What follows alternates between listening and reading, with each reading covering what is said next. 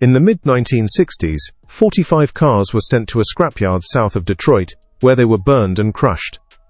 A 46th met the same end separately, at Chrysler's own Chelsea proving grounds. These weren't failed prototypes pulled from a laboratory. They were cars that had already been driven by ordinary American families, on ordinary American roads. And the company that built them chose to destroy almost everyone. By the early 1950s, the piston engine had powered every serious automobile for half a century. It was proven, dependable, and, to a small group of engineers at Chrysler, starting to look like yesterday's answer to tomorrow's problem. America had just watched jet propulsion transform aviation, and it was natural to ask whether the same principle might replace the internal combustion engine on the road. A turbine had no pistons hammering up and down, no crankshaft absorbing that violence, and no valves to time. In theory, that meant fewer parts to wear out, less maintenance, and an engine that could burn almost any combustible fuel. Chrysler's turbine research had actually begun even earlier, tracing back to aviation-focused work in the late 1930s, led by engineer George Huebner. By the early 1960s, after several generations of experimental engines, Huebner and his team believed the technology was finally mature enough to leave the laboratory. Not as a motor show curiosity, but as something real families could drive to work, to church and to the shops, and judge for themselves. It was an extraordinary gamble. No manufacturer, anywhere in the world, had put a turbine-powered car directly into the hands of everyday customers. To understand the gamble, it helps to understand what made this engine so different. A piston engine works through thousands of small, controlled explosions. Fuel ignites inside a cylinder, forcing a piston down, before that movement is converted into rotation. It is effective but mechanically busy, dozens of moving parts, constant friction and constant wear.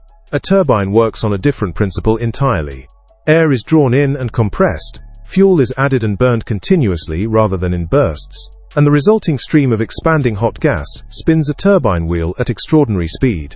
The engine that powered this car, Chrysler's fourth-generation design, known internally as the A831, idled at between 18 and 22,000 revolutions per minute. It reached its peak output of approximately 130 horsepower at 36,000 revolutions per minute. Because combustion was continuous rather than explosive, the engine ran smoothly, without the vibration typical of a piston-powered car. Because it had a fraction of the moving parts, it required far less servicing.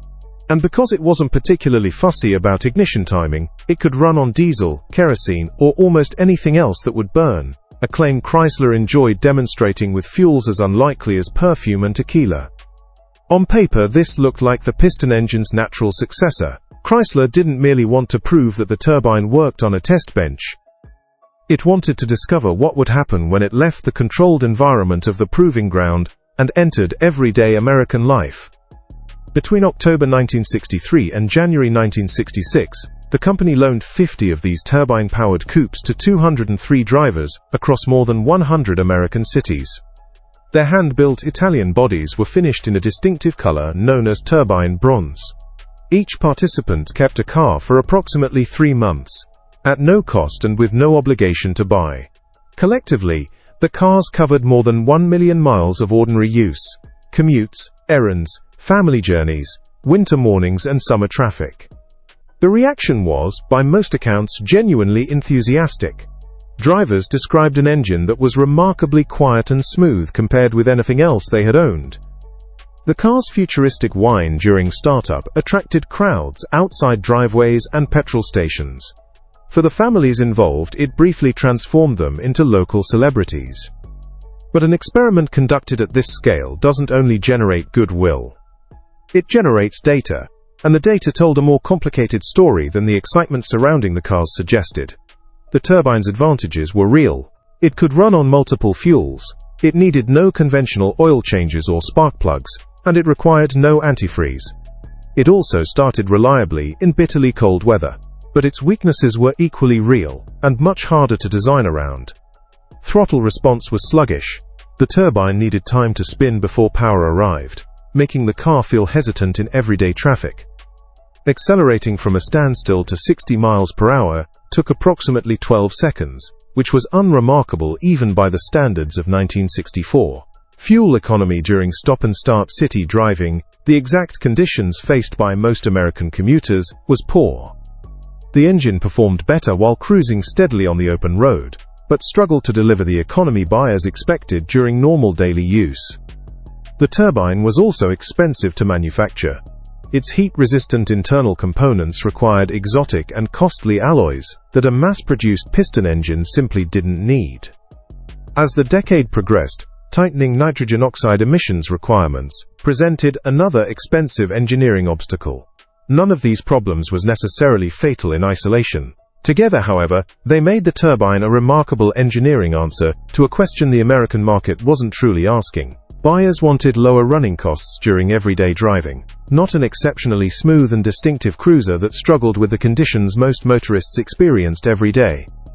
When the public testing program concluded, Chrysler reclaimed almost every one of the 50 loaned cars and ordered 46 of them to be destroyed. Bert Beauchamp, one of Chrysler's chief engineers at the time, later provided two straightforward reasons for the decision. First, Chrysler wanted to avoid the continuing responsibility of supporting 50 hand-built experimental vehicles, never intended for permanent public sale. If they were released into private hands, Chrysler would have needed to provide specialist parts, service engines unlike anything else on the road, and accept the potential liability if something went wrong. Second, destroying the vehicles enabled Chrysler to recover a bond it had posted when the Italian-built bodies were imported without paying full duty. A bond connected to the eventual disposal of the cars. It is important to be clear about what this wasn't. The United States government did not order Chrysler to destroy these cars. It was a commercial decision made by Chrysler itself, balancing cost, liability, and the recovery of an import bond. It was not a legal mandate imposed from outside the company. But it would also be a mistake to think that Chrysler's turbine research ended at the scrapyard. The conclusion of the public testing program in 1966 wasn't the end of development. Chrysler continued refining later generations of the engine for another 13 years, testing new turbine-powered prototypes throughout the 1970s. The entire program was finally wound down in 1979.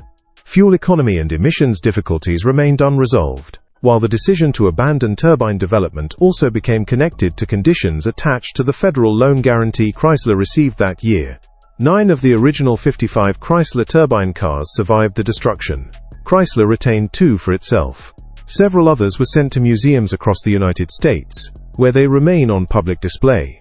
Another now belongs to television presenter and car collector Jay Leno. Today, those 9 survivors are among the rarest and most historically significant objects in American automotive history. Not because the turbine engine ultimately won, but because it came remarkably close. It was tested honestly by real families before commercial reality finally caught up with it. The Chrysler Turbine Car wasn't a failure of imagination. It was a genuinely capable machine built ahead of the conditions it needed to survive. And the gap between what an engine can accomplish and what the market is prepared to accept is where some of the most compelling engineering stories are found. If you want more of them, subscribe to Rivets and Redlines. This is where we tell the stories of the machines that changed everything, including the ones that very nearly did.